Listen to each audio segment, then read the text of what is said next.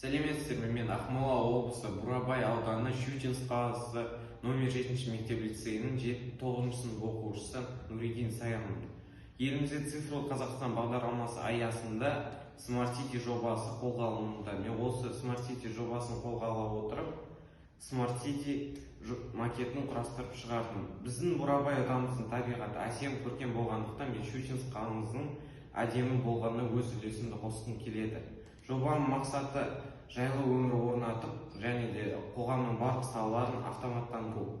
Мен болжам бойынша тұрғындардың талап тілектері орындалып, жайлы өмір орнайды. Жобаның өзектілігі цифрлық мегаполистер IT саласына өте жақсы пайда алып келеді. Ал жобама келетін болсақ, жобаны PVH материалдардан жасап шығарып, оны ыстық клеймен жабыстырдым. Жобаның әдемілігі үшін принтерден түрлі түсті суреттер шығарып, оны жабыстырдым. Және жобаны басқару үшін Arduino микроконтроллерін қолдандым. Және қашықтықтан басқару үшін инфокрасна пультын қолдандым. Дыбыс үшін MP3 модулін қойып, оған микрофлешка қыстырдым. Микрофлешканың ішіне 2 дыбыс жаздырдым, қазақша және орысша. Және дыбыс колонкасын осы ғимараттың ішіне орналастырдым. Ал бұл жобаны басқару пульті. Егер де біз бірді басатын болсақ, құрметті Smart City қаласының қонақтары, қазақша дыбыс қош шығады. келдіңіздер. Қазақстанның жоғарғы елдердің Кнопканы басатын болсақ, орысша дыбыс шығады. Және бұл дыбыстарды азайтып немесе көбейтуге болады. Бұл колонкалардың қызметі төтенше жағдайлар кезінде халыққа қауіп туралы ескерту.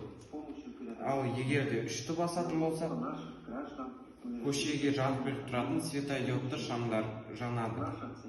Егер де біз 4-ті басатын болсақ, 1-ші шлагбаум көтеріліп түседі. 5-ті басатын болсақ, 2-ші шлагбаум көтеріліп түседі. Ал бұл сервомотор шлагбаумдардың көтеріліп түсуіне мүмкіндік береді.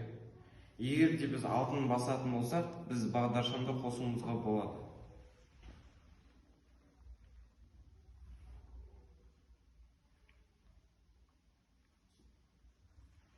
Алтын 2-ші рет басатын болсақ, тек сары түсті жандырып қоюға болады. Бұл функция түнгі жағдайларда өте жақсы өзінің пайдасын береді. Жобаның қорытындыға келе, интеллектуалды қалалар болашақта өз маңызын жоймайды. Еліміз экономика жағынан қуатты, әлеуметтік жағынан дамыған ел болады. Тұрғындардың талап тілектері орындалып, жайлы өмір орнайды. Назарларыңызға рахмет.